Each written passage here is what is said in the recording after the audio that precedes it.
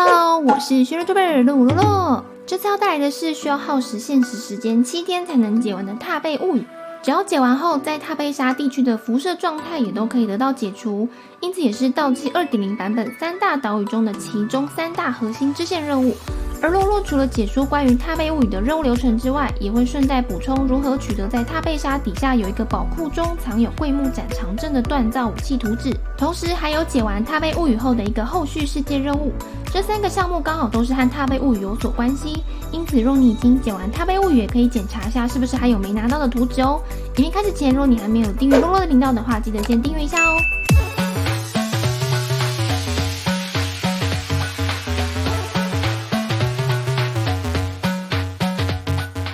首先要触发踏贝物语的任务的话，可以先到9条政务地区来寻找虎之助和阿信对话，接着会跟着任务指引找到从枫丹来的 NPC 泽维尔，他会要我们去调查关于玉影炉心的状况，共有3个地方要调查裂缝。第一个点在最南方，这里要先往南边海滩走一下，召唤雷种子携带在身上，穿过屏障后解除它，就可以调查任务点。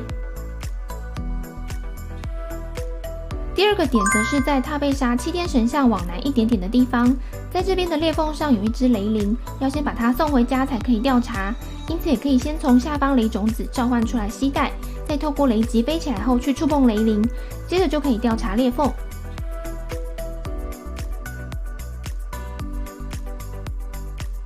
第3个地方则是在7天神像西方一点，可以看到外面有一群鱼人众，击倒后就可以调查，再回去跟泽维尔回报。接下来泽维尔会要再请我们去3个地方操作神居岛崩炮，位置图泽维尔会提供，但也可以看一下地图上方有正方形的灰色区块，就是崩炮的位置。找到崩炮后，分别召唤雷种子，再操作到对的角度，算一下抛物线把护罩打破。这边的护罩打破后，也就可以进去踏贝沙的深处了，包含一些原本进不去的秘境也都可以进去咯。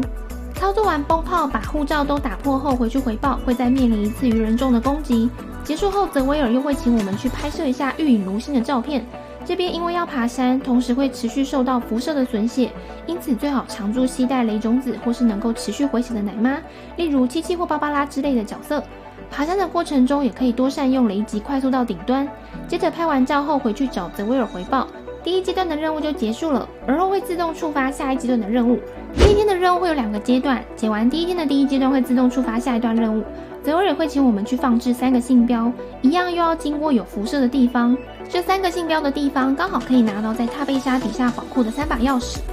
第1个信标在往山顶前会经过的桥边，很容易可以拿到。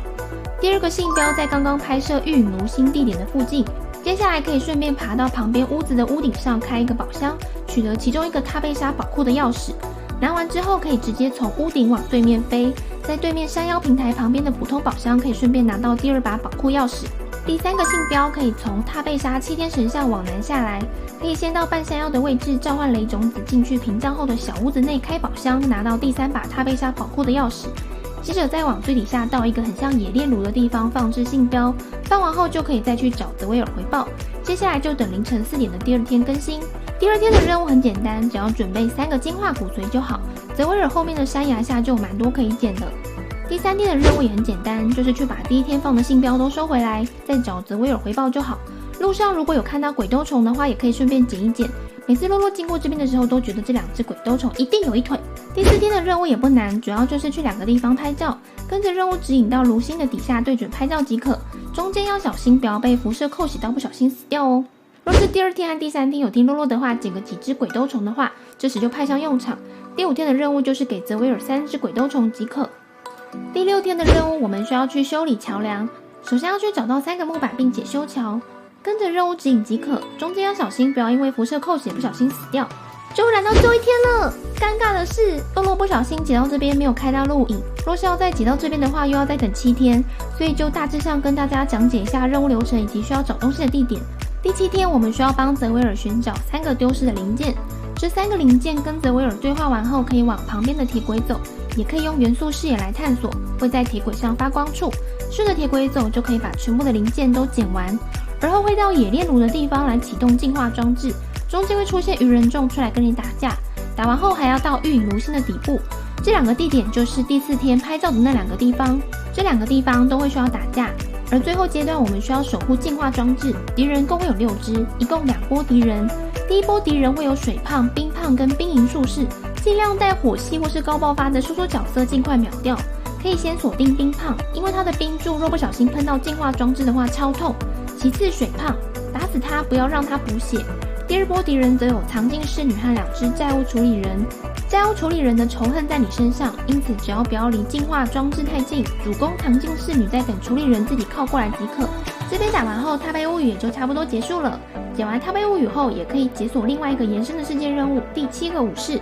再来是关于在踏贝沙宝库底下有着桂木斩长针的锻造图纸。若是先前解踏贝物语没有拿到全部钥匙的话，洛洛这边也把3把钥匙的地图点标出来，再给大家确认一下。想要再看详细的位置在哪里，可以再点击下方的时间重点，直接跳转到钥匙出现的片段确认所在。打开宝库进来还会需要再打掉一些遗迹机兵，接着就可以开宝库拿图纸和成就。洞窟也有一些名草可以顺便拿哦。解完踏贝物语后的延伸任务，我们可以来到盗七城右方的海滩，在这边可以看到泽维尔和虎蜘蛛在拍片，需要我们的帮忙。这里的重点就是在圆圈内击败所有的野狐兽，不要跑出圈外，同时要踩完3个指定的圆圈即可完成。以上就是关于踏贝物语7天的任务流程，踏贝沙地理宝库的钥匙，踏贝物语延伸任务的任务流程。这个耗时8天的任务又被肉肉缩到只剩下6分钟左右。若是还没有解踏贝物语的肉肉们，照着解真的可以省很多时间呢。灵光丢丢！若是你还没有解开盗窃雷雨、原雷雨试一试，或是冥神岛石英大斧的支线任务的话，也可以再参考先前肉肉制作过的影片。随着 2.1 版本的即将到来，洛洛还会再补上1到2只同性质的 2.0 世界任务。接着就让我们迎接美好的新地图吧！希望大家都能够顺利解谜完成。那有任何问题可以在底下留言，洛洛都有一回复。觉得影片内容实用，也欢迎分享给更多人知道。若是想支持洛洛的频道内容，也可以点击加入按钮来成为洛洛吧会员，每个月请洛洛喝杯新奶茶加鸡排。最后喜欢洛洛的影片，可以点击喜欢，给洛洛一个鼓励。喜欢越多，给洛洛的 buff 就越强哦。目前每周日晚上也会固定直播游玩原神，每周1到晚上9点半更新影片。我是追剧 YouTuber 陆洛洛，我们下次见喽！